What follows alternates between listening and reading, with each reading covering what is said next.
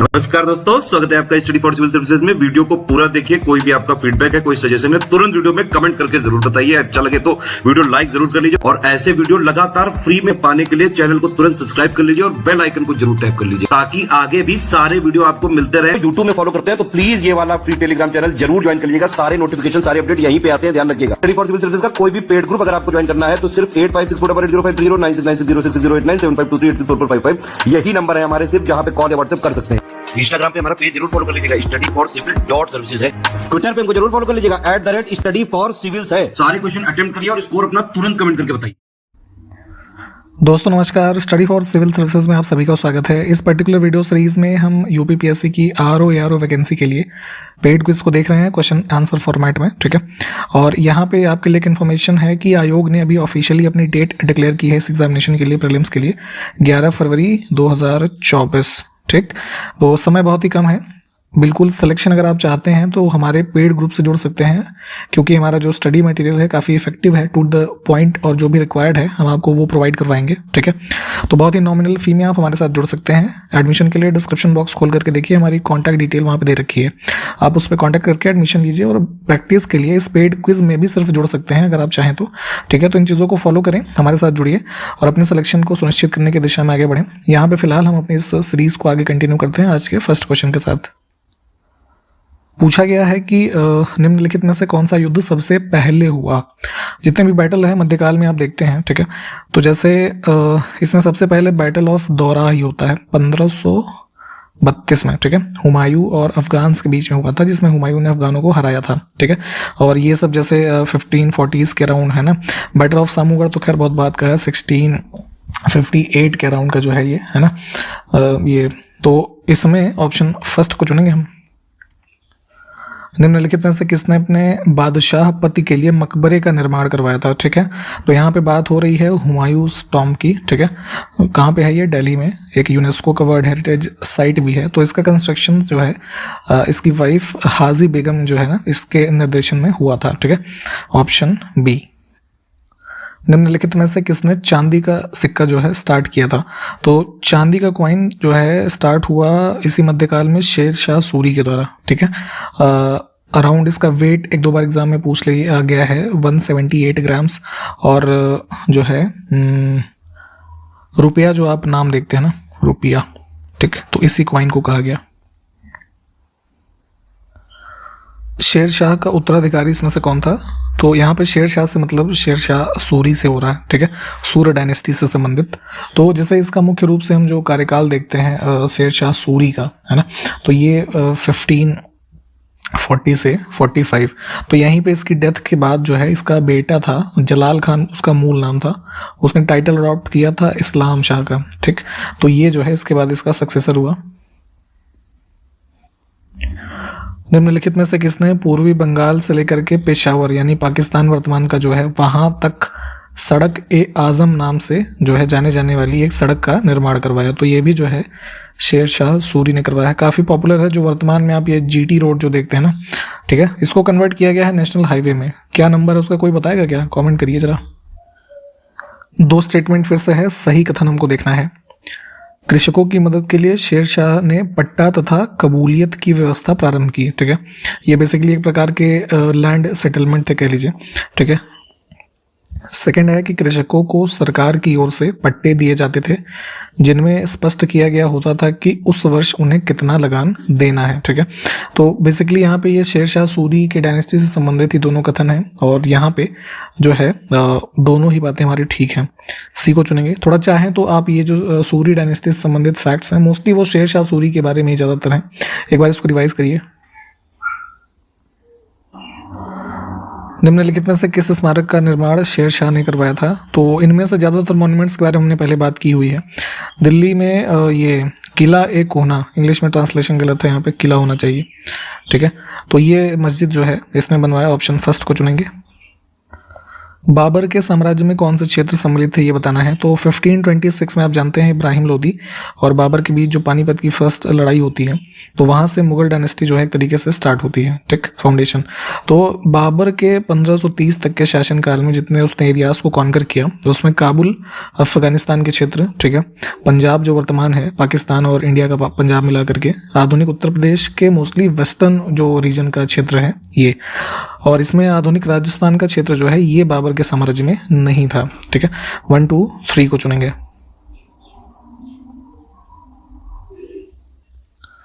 दो स्टेटमेंट फिर से है, सही को देखना है हमें, देख लेते हैं। बाबर ने बाबरनामा को फारसी में लिखा। बेसिकली बाबरनामा जो है ये बाबर की ऑटोबायोग्राफी है। दो चीज़ें हैं, बाबर और जहांगीर, ऐसे दो एम्परर्स हुए मुगल डायनेस्टी में जिन्होंने अपनी बायोग्राफीज लिखी हैं, ठीक है।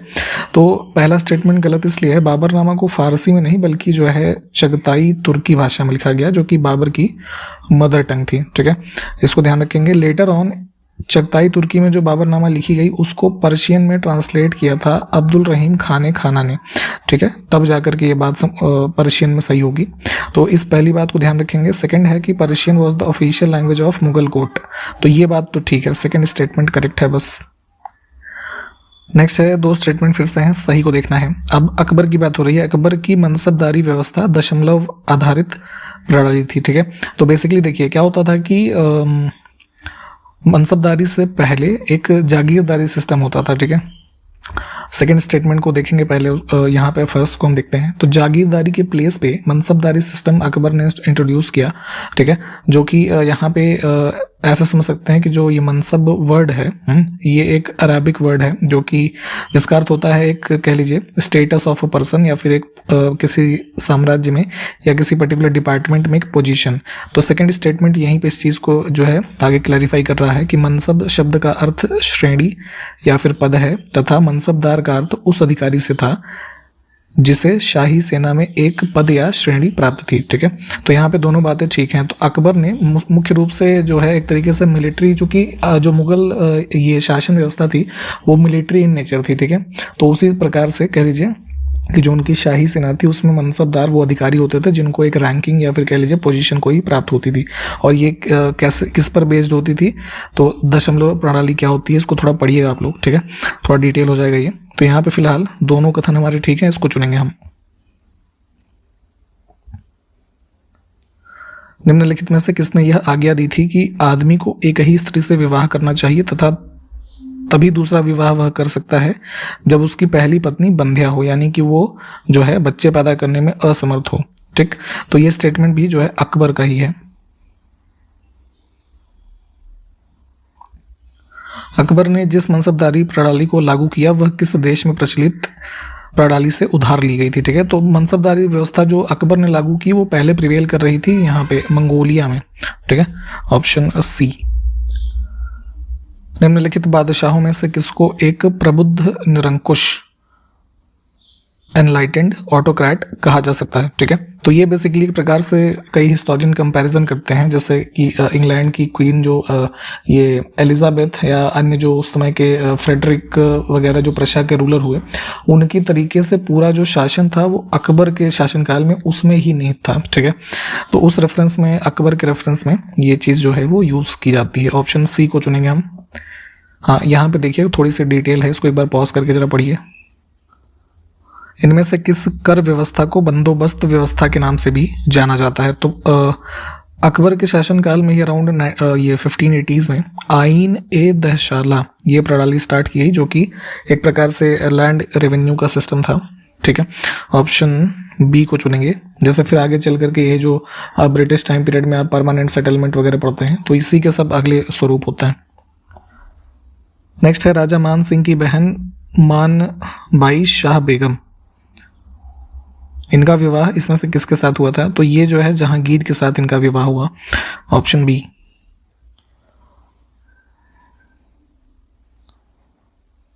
नेक्स्ट है which of the following was the link of continuity, ठीक है।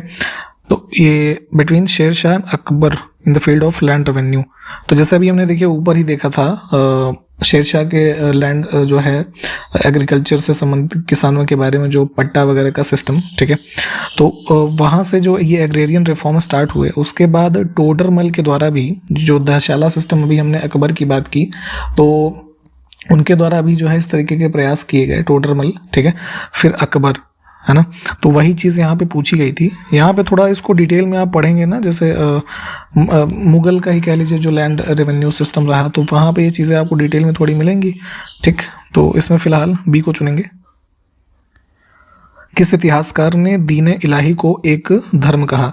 मुगल हिस्ट्री आप पढ़ेंगे अकबर के टाइम पीरियड की, काफ़ी पॉपुलर क्वेश्चन है। 1582 में सो कॉल्ड एक प्रकार का नया रिलीजन स्टार्ट किया अकबर ने, दीन इलाही नाम से, ठीक है। इस चीज़ को पहले आप ध्यान रखेंगे। तो हालांकि इसके बारे में, दीन इलाही के बारे में हर हिस्टोरियन के अलग अलग मत हैं।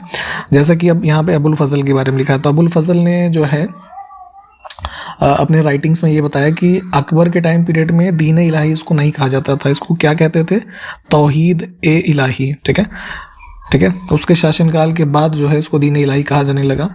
और अब यहाँ पे जैसे पूछा गया कि किस इतिहासकार ने इसको धर्म कहा, तो इनमें से तो खैर किसी ने नहीं कहा, तो इसमें नन ऑफ द अबव को चुनेंगे, ठीक है। एक प्रकार की सारे धर्म के लोगों को मिला करके, है ना, एक धार्मिक मान्यता का स्वरूप देने का इसको प्रयास किया गया, इस हिसाब से इसको ध्यान रख सकते हैं।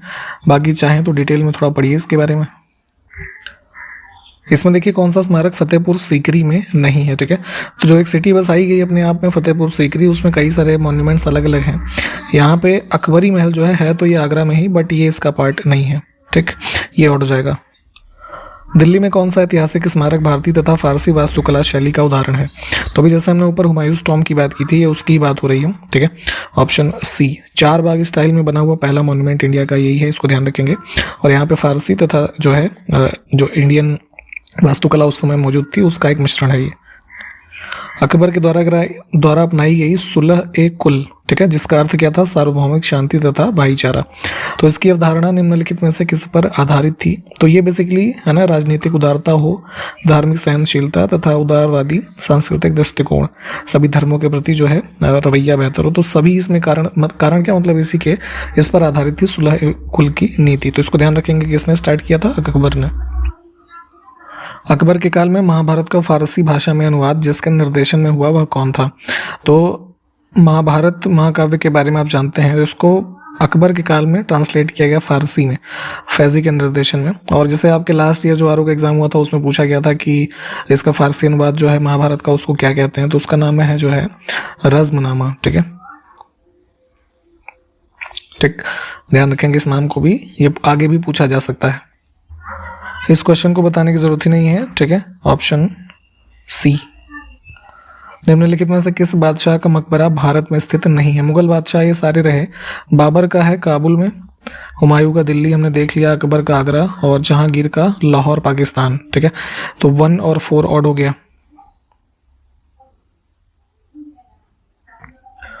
फतेहपुर सीकरी में बादशाह अकबर ने इसमें से किसका निर्माण करवाया था? तो आपको पता है फतेहपुर सीकरी है ना का कंस्ट्रक्शन अकबर के ही जो है निर्देशन में करवाया गया, ठीक, आगरा शहर में, उत्तर प्रदेश। और यहाँ पे इन जो मॉन्यूमेंट्स हैं इसमें अलग अलग, इसमें से पंचमहल जो है इसको निर्मित करवाया था। 2 कथन है, गलत को चुनना है। अकबर ने 1602 ईस्वी में फतेहपुर सीकरी में बुलंद दरवाज़ा बनवाया। देखिए कंस्ट्रक्शन तो करवाया था इसने, पर यहाँ पे वर्ष गलत है। कंस्ट्रक्शन इसका स्टार्ट हुआ था अराउंड 1575 में, और इसको बनवाया इसलिए जा रहा था क्योंकि इन्होंने जो है विजय प्राप्त की थी अकबर ने गुजरात के रीजन पे, ठीक, जहांगीर के जन्म की खुशी में नहीं। तो ये स्टेटमेंट यहाँ पे दोनों ही गलत हैं, ठीक है। ये फाइनली जो है किस वर्ष में कंस्ट्रक्शन इसका पूरा हुआ था, जरा ये कमेंट करके बताइएगा क्या। 2 कथन मनसबदारी व्यवस्था के बारे में और हैं, सही को देखना है। अकबर के काल में हर 10 घुड़सवार सैनिकों के लिए मनसबदारों को 20 घोड़ों का रखरखाव करना पड़ता था, यानी कि जो रेशियो था 10 घुड़सवारों पे 20 घोड़ों का, ये मेंटेन करना होता था मनसबदारों को। ये बात बिल्कुल ठीक है। और घोड़ों को यात्रा में आराम देना होता था तथा युद्ध के समय उनको बदलना आवश्यक होता था, ठीक है। मतलब कि ऐसा नहीं कि एक ही घोड़े को लड़ाते रहिए, है ना, उनको भी एक्सचेंज करना पड़ता था, क्योंकि यहाँ पे रेशियो जो देखिए दिया हुआ है ना, कि उनके पास अवेलेबिलिटी होती थी प्रॉपर। तो दोनों बातें यहाँ पे ठीक हैं। इस व्यवस्था के बारे में थोड़ा डिटेल में पढ़ेंगे तो और चीज़ें जानने को मिलेंगी। अकबर की इच्छा अनुसार किसने रामायण का फारसी में अनुवाद किया था? तो अभी जैसे हमने महाभारत के बारे में बात की ऊपर, तो अकबर के शासनकाल में ही रामायण का भी अनुवाद किया गया, ये जो है ये अब्दुल कादिर बदायूनी के द्वारा। ठीक है, ऑप्शन बी। कई सारे जो इस समय के संस्कृत और हिंदी लिटरेचर्स इस समय के थे, अकबर के काल में ये सब ट्रांसलेट किए गए थे। गलत कथन देखना है इसमें। अकबर ने समस्त धार्मिक मामलों को अपने हाथों में लेने के लिए 1579 में एक मजहरनामा नामक जो है आदेश जारी करवाया, और मजहरनामा जारी करने के बाद अकबर ने सुल्तान आदिल या इमाम आदिल, ये टाइटल्स को बहुत ध्यान से देखिएगा, पूछ लिया जा सकता है कि ये किसकी उपाधियां थी। ठीक है, तो ये दोनों अकबर के बारे में ठीक है। जैसे अभी हमने ऊपर दीन इलाही की बात की थी, तो रिलीजियस मैटर्स यहाँ पे जो उलेमा वगैरह से अलग करते हुए अपने हाथों में सारे इन सब मामलों को, है ना, सत्ता, इस तरीके की धार्मिक सत्ता को भी अपने हाथों में लिया अकबर ने 1579 में। तो दोनों बातें जो है यहाँ पे ठीक है, गलत कुछ भी नहीं है। डी को चुनेंगे हम। ठीक, ये टाइटल्स को ध्यान रखिएगा, सुल्तान आदिल या फिर इमाम आदिल।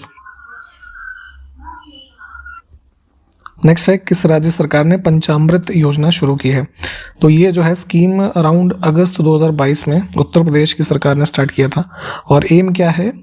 मुख्य रूप से जो शुगर केन कल्टीवेटर्स हैं उत्तर प्रदेश राज्य के, उनको इसमें संवर्धन प्रदान करना और जो प्रोडक्टिविटी है इसको बढ़ाने की दिशा में कार्य करना इस योजना के अंतर्गत। उस्ताद शफात अहमद खान निम्नलिखित में से किस वाद्य यंत्र के लिए प्रसिद्ध थे? तो ये म्यूजिकल इंस्ट्रूमेंट के जो फेमस प्लेयर्स हैं उन सब की लिस्ट ध्यान रखेंगे। तो ये बेसिकली जो है तबला प्लेयर है, ऑप्शन बी। जैसे उस्ताद जाकिर खान है ना, शफात अहमद खान, ये सब फेमस इंडिया के जो है तबला वादक हैं।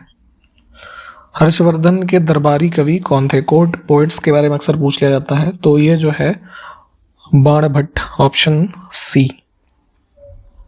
और इसी में एक चीज़ ध्यान रखेंगे कि जो है हर्षवर्धन की जो बायोग्राफी है, ये हर्षचरित, उसको भी संस्कृत भाषा में इन्होंने ही लिखा था।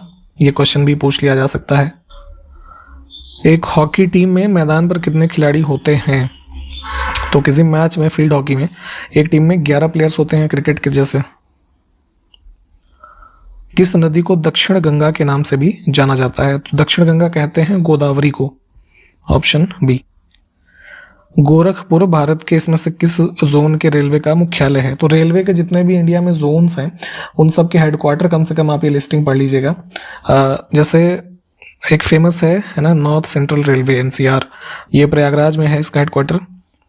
और जैसे गोरखपुर की बात की गई तो ये नॉर्थ ईस्टर्न रेलवे जो है उसका हेडक्वार्टर है। वर्ष 2011 की जनगणना के अनुसार जो पिछला डिकेड रहा 2001 से 11 के बीच, तो इसमें किस केंद्र शासित प्रदेश की दशकीय जनसंख्या वृद्धि दर सबसे अधिक रही है? सेंसस के आंकड़े अभी यही वाले ही पूछे जाएंगे क्योंकि नए डेटा है ही नहीं हमारे पास। तो इसमें सबसे ज़्यादा जो डिकेडल ग्रोथ थी हमारी इसकी दादरा नगर हवेली, ये जो है 55.88%। ठीक है। मिशन कर्मयोगी इसमें से किसके लिए कार्यक्रम है? भारत सरकार के द्वारा चलाया गया एक प्रोग्राम है ये। बेसिकली जो सिविल सर्विसेज के जो ये हमारे सिविल सर्वेंट्स हैं बेसिकली, है ना, उनका एक एनरिचमेंट प्रोग्राम है, कैपेसिटी बिल्डिंग प्रोग्राम कह सकते हैं। इसमें से किस वर्ष में अपने मद्रास अधिवेशन में भारतीय राष्ट्रीय कांग्रेस ने भारत के संविधान का मसौदा तैयार करने के लिए एक सर्वदलीय बैठक आयोजित की थी? तो उस समय के जितने भी दल थे उनकी सर्वदलीय बैठक कांग्रेस के तत्वावधान में आयोजित हुई थी। 1927 में मद्रास अधिवेशन हुआ। इसमें बेसिकली मुख्य रूप से 2 कार्य किए गए। साइमन कमीशन जो था उसके रिस्पॉन्स के रूप में ये तय किया गया कि इस कमीशन के साथ कोऑपरेट नहीं करना है। ठीक है। और दूसरा जो था एक संविधान है ना ड्राफ्ट करने के लिए एक जो सर्वदलीय बैठक है इसको आयोजित किया गया। ठीक है।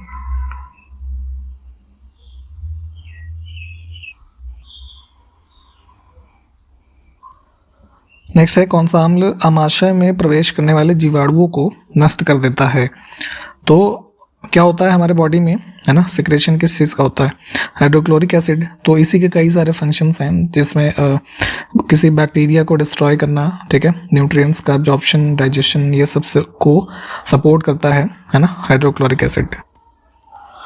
पद्म सुब्रमण्यम निम्नलिखित में से किस नृत्य शैली की प्रसिद्ध नृत्यांगना है? तो ये हैं भरतनाट्यम की आर्टिस्ट, काफ़ी popular. India's struggle for independence, ये पुस्तक जो है किसकी है? काफ़ी फेमस बुक है, बिपिन चंद्र की, ऑप्शन डी।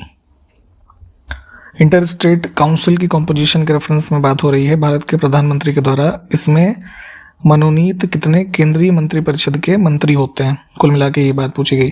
तो देखिए चीफ मिनिस्टर्स होते हैं सभी स्टेट्स के, ठीक है, जिन स्टेट्स में लेजिस्लेचर है वहाँ के चीफ मिनिस्टर्स। इसके अलावा जहाँ पे लेजिस्लेचर यूटीज़ में नहीं है वहाँ के लेफ्टिनेंट गवर्नर या फिर एडमिनिस्ट्रेटर जो होते हैं वो होंगे।